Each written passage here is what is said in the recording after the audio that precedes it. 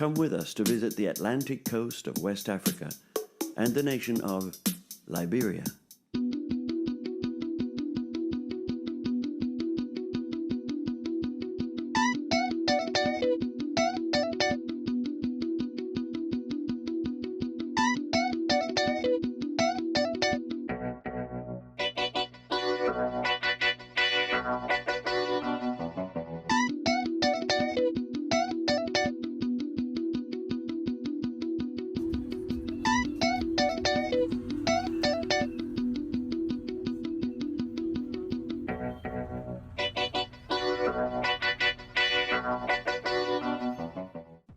A country that was created by the United States in the 1830s out of a fear of a growing number of freed slaves and the probability of an uprising.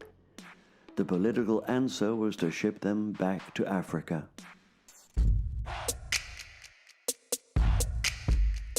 Since then, America has had precious little to do with its fledgling experiment in Africa.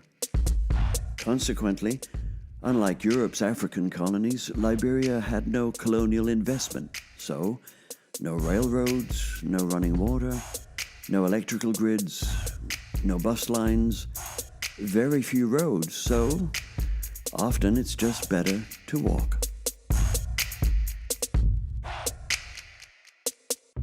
If that isn't enough, in the last 25 years, Liberia has had 2 civil wars, an outbreak of Ebola. It suffers from systemic corruption at every level of its society, from the presidency to the pulpit. And so it's not surprising that Liberia is not only the 5th poorest country in Africa, it's also the 5th poorest in the entire world. And yet, somehow, Liberians are warm, friendly, welcoming, very much in love with America, and amazingly hopeful. And so, over a decade ago, we entered the joyful chaos of life in Liberia. Plagues of various kinds held us back for several years, but now the doors are open and we're walking through.